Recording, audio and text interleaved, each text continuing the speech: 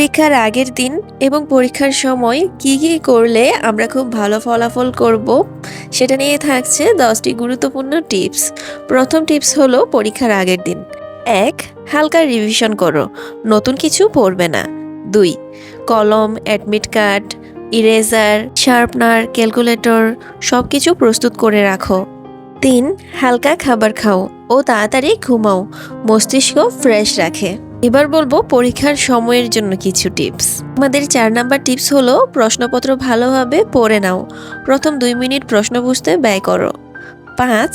সহজ প্রশ্ন আগে লেখো, কঠিন প্রশ্নে বেশি সময় নষ্ট করো না। 6. ঘড়ির দিকে খেয়াল রাখো, সময় ভাগ করে লিখো। 7. উত্তর পরিষ্কারভাবে লেখো, পয়েন্ট করে লিখলে শিক্ষক সহজে বুঝতে পারেন। খাতা যত স্পষ্ট থাকবে লেখা তত সুন্দর লাগবে, আর পয়েন্ট অনুসারে লিখলে নিশ্চিত ভালো নাম্বার পাবে। 8. অতিরিক্ত লেখা এড়িয়ে চলো, যেটুকু দরকার সেটুকুই লিখো। 9. শেষ 5 মিনিট প্রুফ রিড করো, ভুল বানান, নম্বর ভুল আছে কিনা দেখো। 10. নিজেকে শান্ত রাখো, নার্ভাস হলে গভীর শ্বাস নাও। আশা করছি এই টিপসগুলো ফলো করলে পরীক্ষার সময় তোমাদের আর বসে থাকতে হবে না।